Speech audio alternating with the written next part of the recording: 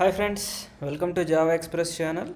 Today we'll discuss about how to set up a Jenkins prod like a master and the slave node. Till now we saw how to create a job, like how to deploy a website by using the GitHub. Like that we saw some few jobs, right? In the previous section, how to install the Jenkins in a node in EC2 instance. I explained till now.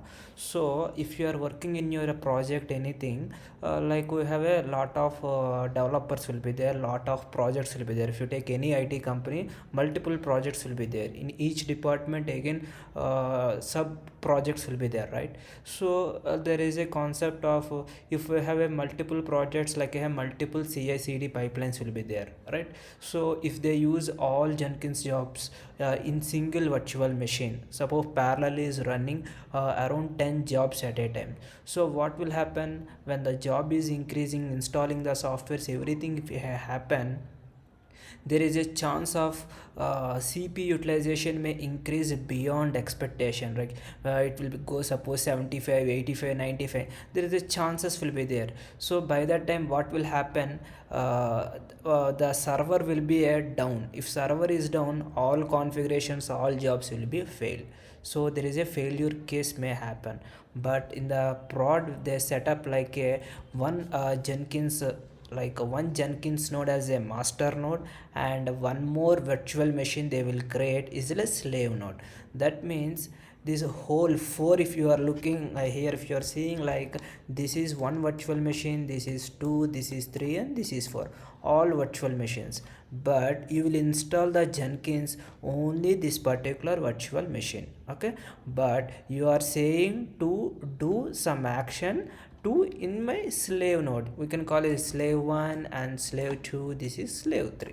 So this is a master node, okay? So this master node will tell, okay, when to trigger, which node I will trigger, I will tell you to you. So go and execute my job.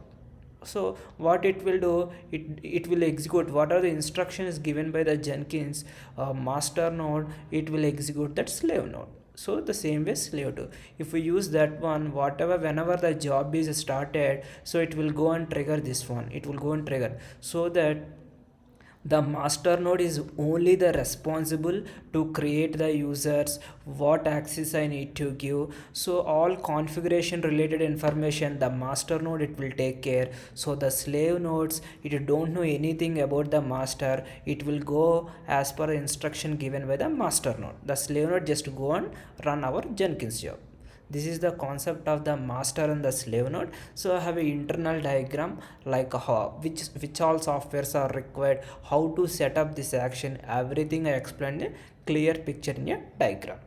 Okay, if you see here, this diagram is prepared like for our more understanding. Okay, in the initial introduction, while explaining the what is Jenkins, the second step we created a simple job. Okay, while creating a simple job, this whole instructions we done, this is called a master node. Okay, master node is nothing but it's a parent job, these are the child job. That means it's all are virtual machines, right? So if you want to run a Jenkins software, so what are the prerequisites are required in your virtual machine? Java is required, and a Git software is required, like if you want to clone anything, and a Maven if you want to build or test, if you want to do any action in the virtual machine. These are all the basic softwares required in your virtual machine. So, and Jenkins, this is a software. Okay, this is also we need to install in your master node. So in this master node, as we saw, we created two jobs, right? One for the first job and one for the development, one for the testing project, right? So there are multiple, like if you see in virtual machine, okay, dev projects, testing projects, prod, so types of projects we have. So everything if we given as a single virtual machine, there is a chance of failures to your server will be down unreachable due to the load of increase. In that way, different types of exceptions you will see. What I will do, this build job one, I can instruct to the virtual machine, okay, go and run my slave node. So I will trigger, maybe I can give whenever the trigger is happening, okay, go and run this one.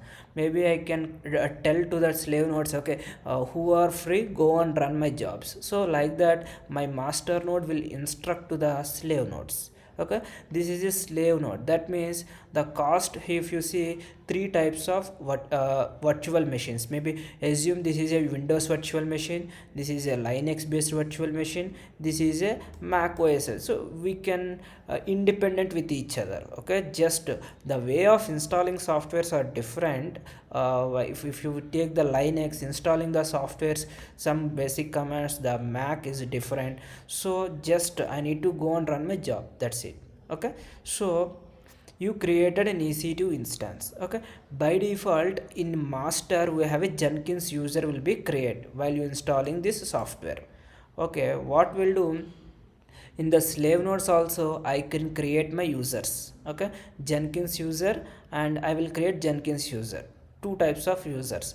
This VM configured to this Jenkins, this VM configured to this Jenkins. That means here the prerequisites to master and the slave is Java software. This is very important. Okay, you need to install the Java is mandatory.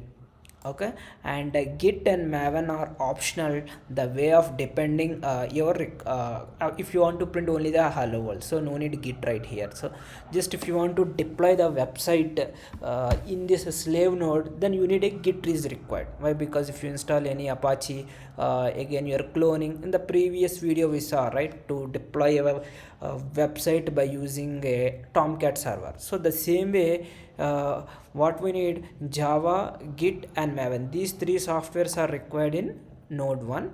In the master we need these four softwares. Okay, in the slave 2 also I need Java, Git and Maven.